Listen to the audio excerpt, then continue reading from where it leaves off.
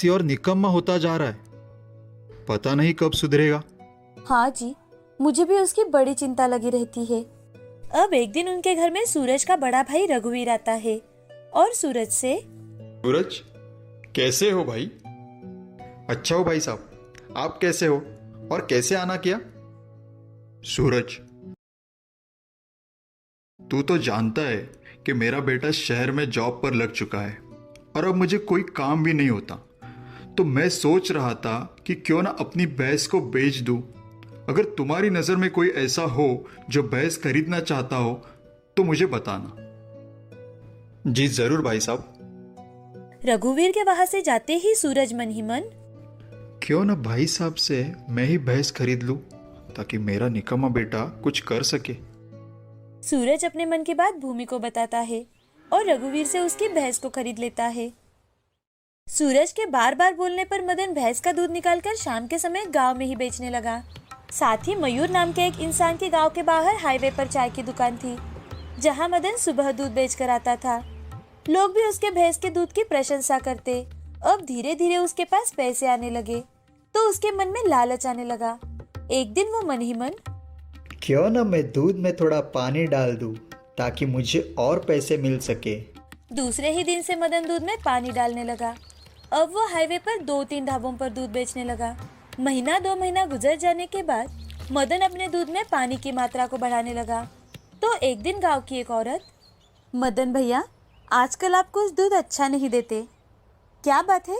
कहीं आप दूध में पानी तो नहीं मिलाने लगे?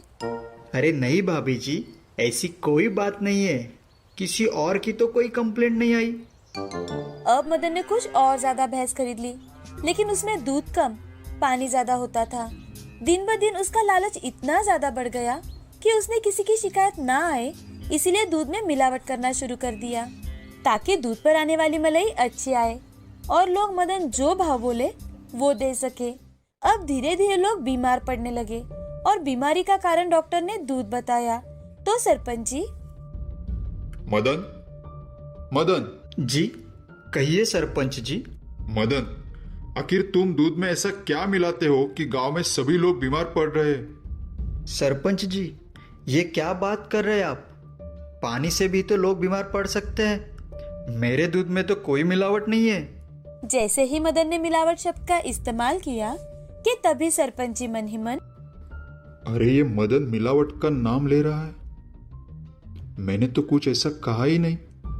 कहीं ये मिलावट तो नहीं कर रहा अपने दूध में? अब जैसे ही मदन गांव में घर घर जाकर दूध डालकर घर आता है तो सरपंच जी वो सारा दूध इकट्ठा कर शहर में टेस्ट के लिए भेज देते हैं। 2-3 दिनों से सरपंच जी सिर्फ और सिर्फ उसी पर नजर रखे हुए थे, लेकिन मदन को ये बात पता ही नहीं थी। वो सुबह उठता, भैंस का दूध निकालता और उसमें मिलावट कर पानी मिला देता और गांव में घर घर जाकर बेच आता और आराम से अपने खेतों में सो जाता था।